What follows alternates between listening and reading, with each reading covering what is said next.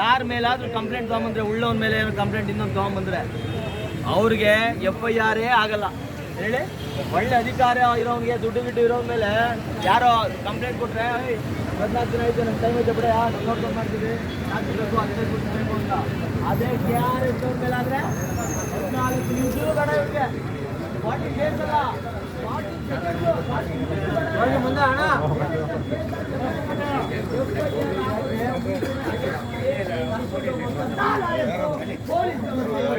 ನಮ್ಮ ರಾಜ್ಯದಲ್ಲಿ ಟ್ಯಾಂಕು ಆಗ್ತದೆ, ಜನರ ಭ್ರಷ್ಟವನ್ನು ಹೀರ್ತಾ ಇದೆ, ಜನರ ಬೆವರಿನ ಹನಿಯಲ್ಲಿ. ತೋರಿಸಿ ಲೆಟ್ರು ಆಯ್ತಾ? ಅಕ್ನಾಲಜ್ಮೆಂಟ್ ಕೊಟ್ರಾ? ಕೊಟ್ಟಿದ್ದಾರೆ. ಏನು ನಿಮ್ಮ ಪ್ರಶ್ನೆ ಏನು? ಏನು ಮೊನ್ನೆ ನಡೆದಿದೆ, ನಮ್ಮ ಉಪಾಧ್ಯಕ್ಷ ಸೋಮ ಸುಂದರ್ ಅವ್ರ ಬಗ್ಗೆ ತುಂಬ ಅನ್ಯಾಯ ಆಗಿದೆ. ಯಾಕೆ ಅಂದರೆ ಯಾವ ಹೈಕೋರ್ಟು ಹೇಳಿಲ್ಲ ಏನು ವಿಡಿಯೋ ಮಾಡಬಾರ್ದು ಅಂತ. ಹಂಗಿದ್ರೆ ಅಲ್ಲಿ ಇರೋರೆಲ್ಲ ಬಂಧಿಸ್ಬೋದಿತ್ತು, ಮೀಡಿಯಾದವ್ರನ್ನೂ ಕೂಡ ಬಂಧಿಸ್ಬೋದಿತ್ತು, ಆದರೆ ಆ ಕೆಲಸ ಮಾಡಿಲ್ಲ ಅವರು.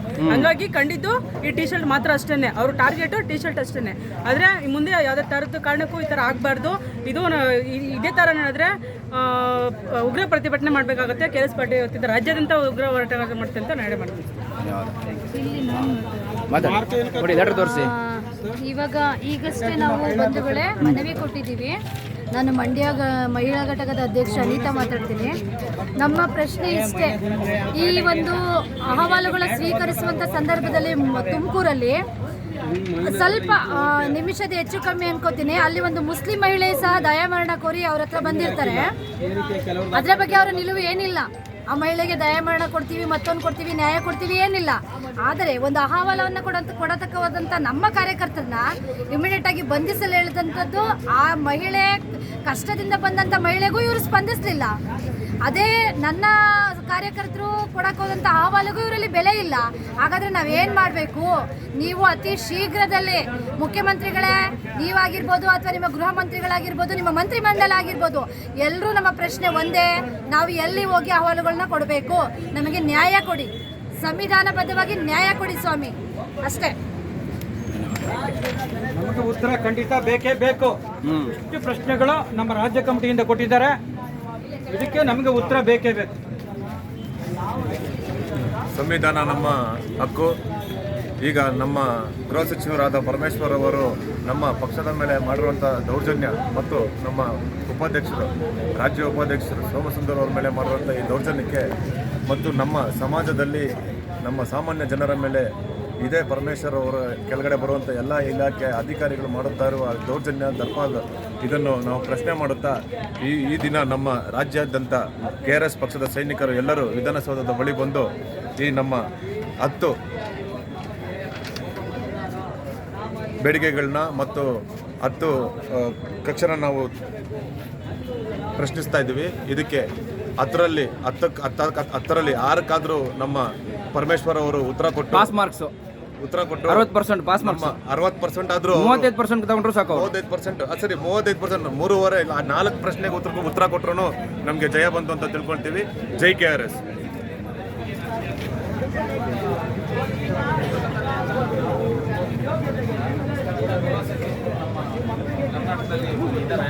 ಅದ್ರ ತಕ್ಕಂತೆ ಪೊಲೀಸವರು ಈ ಥರ ಈ ಕೃತ್ಯಗಳು ಮಾಡಿ ಯಾರು ನ್ಯಾಯ ಕೇಳ್ತಾರೆ, ಯಾರು ಪ್ರಶ್ನೆ ಮಾಡ್ತಾರೆ, ಯಾರು ನಿಮ್ಮ ಮೊಬೈಲಲ್ಲಿ ವಿಡಿಯೋ ಮಾಡ್ಕೊಳ್ಳಿ, ಲೈವ್ ಮಾಡ್ಕೊಳ್ಳಿ. ಹೇಳ್ತಾರೆ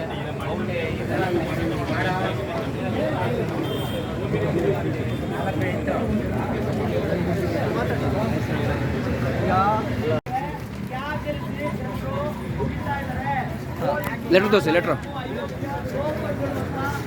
ಹಾಲೇಶ್ ಲೆಟ್ರ್ ತೋರಿಸಿ.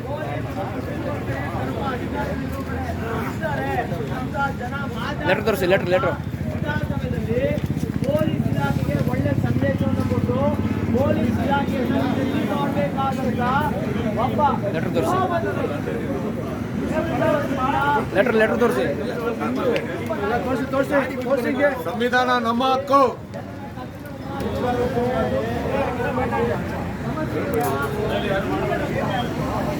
ಲೆಟ್ರ್ ತೋರಿಸಿ, ಲೆಟ್ರು ಗೊತ್ತಿಲ್ಲ ಅನ್ನೋ ನಮ್ಮ ಗೃಹ ಸಚಿವರು ನೋಡಿ ನಿಮಗೆ ಕ್ವಶನ್ ಮಾಡ್ತಾ ಇದ್ದೀವಿ.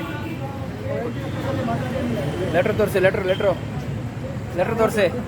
ನಾಗರಾಜ್ ಎಲ್ಲ ಈ ಕಡೆ ಲೆಟ್ರ್ ತೋರಿಸಿ, ಮಾತಾಡ್ತಾ ಕೂತ್ಕೊಬಿಡಿ. ತೋರಿಸ್ಬೇಕಾ?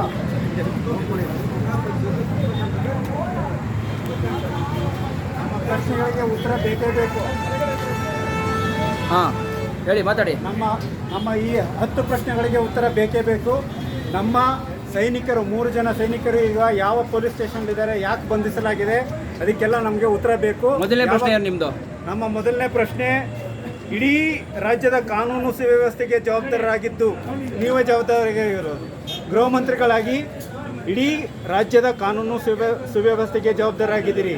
ನಿಮ್ಮ ಬಳಿ ಅಹವಾಲು ಕೇಳಿ ಬಂದಿರುವ ನಮ್ಮ ಪಕ್ಷದ ಪದಾಧಿಕಾರಿಗಳನ್ನು ಬಂಧಿಸಲು ಸೂಚನೆ ನೀಡಿ ಸುಳ್ಳು ಕೇಸು ದಾಖಲಿಸಿದ್ದೀರಿ. ಅದು ಎಷ್ಟು ಸರಿ? ಎರಡನೇ ಪ್ರಶ್ನೆ ಹೇಳಿ.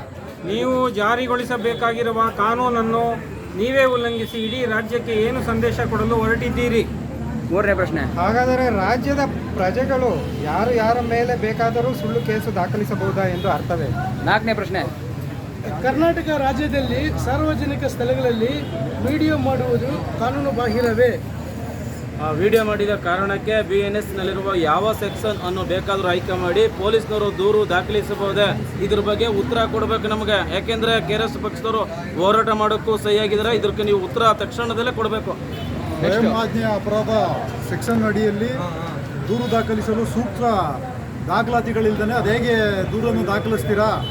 ಅದಕ್ಕೆ BNSನಲ್ಲಿರುವ 14 ದಿನಗಳ ಪ್ರಾಥಮಿಕ ತನಿಖೆ ಅಗತ್ಯ. ಆದರೆ ಯಾವುದೇ ತನಿಖೆ ಮಾಡದೇ FIR ಹಾಕುವುದು ಎಷ್ಟು ಮಟ್ಟಿಗೆ ಸರಿ? ಮಹಿಳಾ ಪೊಲೀಸರಿಂದ ಸುಳ್ಳು ದೂರು ಕೊಡಿಸಿ ಗೃಹ ಮಂತ್ರಿಯಾಗಿರುವ ತಾವು ಮಹಿಳೆಯರಿಗೆ ಯಾವ ರೀತಿಯ ಸಂದೇಶ ನೀಡುತ್ತಿದ್ದೀರಾ? KRS ಪಕ್ಷವನ್ನು ಕಂಡರೆ ತಮಗೇಕೆ ಅಷ್ಟೊಂದು? ಎಷ್ಟನೇ ಪ್ರಶ್ನೆ? ಎಂಟಾಯ್ತು. ಹಾಂ ಹಾಂ ಒಂಬತ್ತನೇ ಪ್ರಶ್ನೆ ಏನು? ಮತ್ತೆ ಪ್ರಶ್ನೆ, ರಾಜ್ಯದ ಘನತೆಯುಳ್ಳ ಪ್ರಜೆಯಾಗಿರುವ ಒಬ್ಬ ಸಾಮಾನ್ಯ ಮನುಷ್ಯನನ್ನು ಅವನ ಹಕ್ಕುಗಳ ವಿರುದ್ಧ ಹೀನಾಯವಾಗಿ ನಡೆದುಕೊಳ್ಳುವುದು ನಮ್ಮ ಸಂವಿಧಾನ ಯಾವ ವಿಧಿಯಲ್ಲಿ ತಿಳಿಸಲಾಗಿದೆ? ಹೇಳಿ ನಮ್ಮ ವಸ್ತು. ನೆಕ್ಸ್ಟ್ 9ನೇ ಪ್ರಶ್ನೆ.